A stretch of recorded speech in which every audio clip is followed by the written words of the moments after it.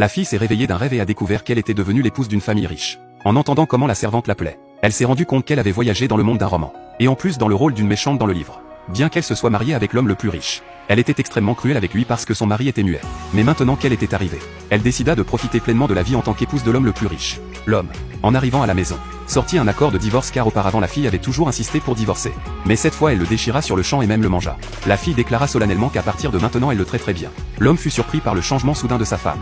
Il découvrit bientôt que la fille ne discutait pas seulement souvent avec lui, beau et charmant. Le lendemain matin, la fille reçut de l'argent pour les dépenses de son mari et sortit achetée heureuse. À sa grande surprise, en sortant elle rencontra la fausse meilleure amie du livre. Cette fausse meilleure amie, qui était amoureuse de l'homme le plus riche, n'arrêtait pas d'encourager la fille à divorcer.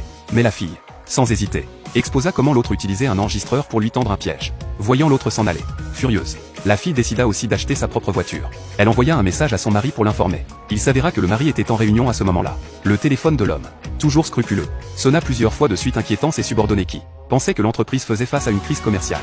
Mais l'homme, en voyant les messages de sa femme, se réjouit en secret. Quand il arriva chez lui, il découvrit que la voiture de luxe que sa femme prétendait avoir achetée, c'était juste un adorable véhicule électrique. Elle lui montra même la montre phosphorescente que le vendeur lui avait offerte. L'homme ne put s'empêcher d'esquisser un sourire. Le soir, quand la fille se leva, elle marcha accidentellement sur un stylo. Dans la lutte, elle tira accidentellement sur la chemise de l'homme. En voyant la silhouette parfaite de l'homme, elle ne put s'empêcher d'exprimer son admiration, faisant rougir intensément les oreilles de l'homme. Peut-être pour exprimer des excuses quand il revint.